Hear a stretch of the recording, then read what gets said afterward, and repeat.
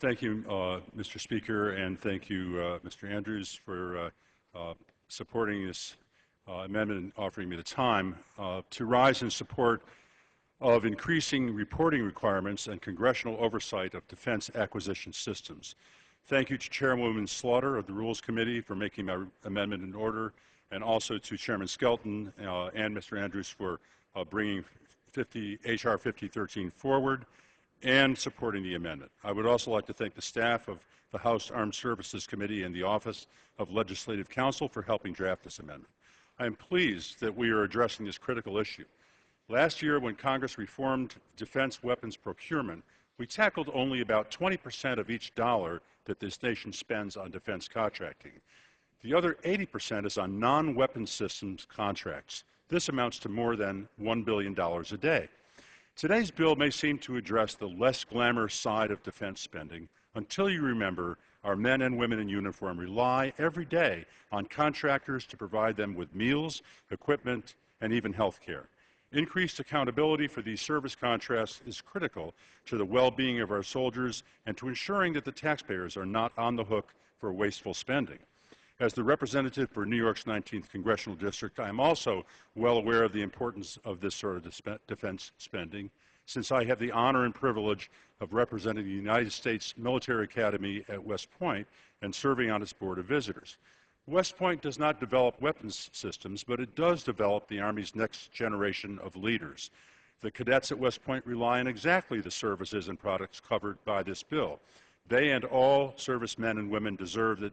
To know that they are getting the best.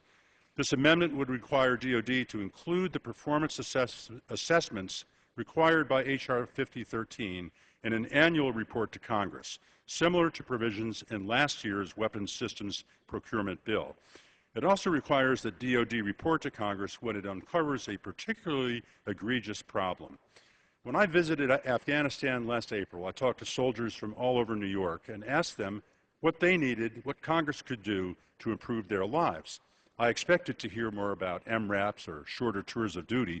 Instead, they told me they wanted more shower facilities with more hot water that works and faster internet broadband connections so they could talk with their families. These services, which we take for granted, provide a slice of home life and comfort to our troops serving in the most difficult of circumstances. This amendment will help ensure Congress is made aware of defense acquisition systems that are not delivering a useful service to our men and women in uniform or are wasting taxpayer funds. Prompt knowledge of the worst offenders will help Congress better address these issues. Our soldiers serving overseas and here at home and the cadets at West Point deserve no less. Their safety, comfort, and health depend on it, and I urge my colleagues to support this amendment and the underlying bill. Thank you, Madam Chair, Mr. Chair, and Mr. Speaker. And I reserve the balance of my time. Thank you. The gentleman reserves. The gentleman from New Jersey.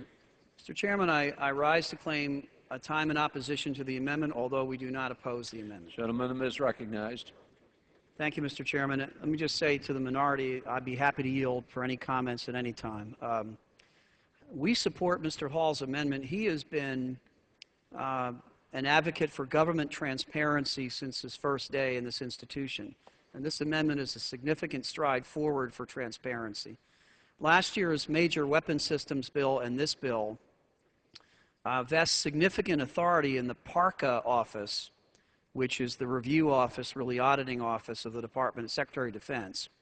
And this office under this bill will compile annual reports judging the quality of the work by procurement organizations throughout the Department of Defense.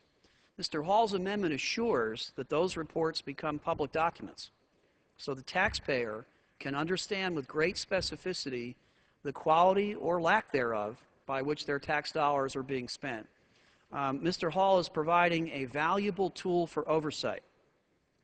Future Congresses will be able to understand those reports and act efficiently in terms of their oversight responsibilities. I think even more importantly, what Mr. Hall has done is given the public an opportunity for that oversight.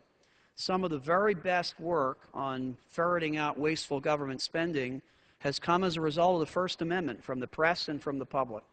And so Mr. Hall's amendment will give the press, as the members of this body, an opportunity to understand the quality or lack thereof of procurement activities. I commend him for that, would urge support of his amendment, and reserve the balance of time in opposition. Gentleman reserves. The gentleman from New York. Once again, I urge my colleagues to support the amendment and yield back the balance of my Gentleman time. yields back. The gentleman from New Jersey. We yield back the time in opposition, urge a yes vote. The gentleman yields back. The question then is on the amendment offered by the gentleman from New York. Those in favor will say aye. Those opposed will say no. In the opinion of the chair, the ayes have it. The amendment is agreed to.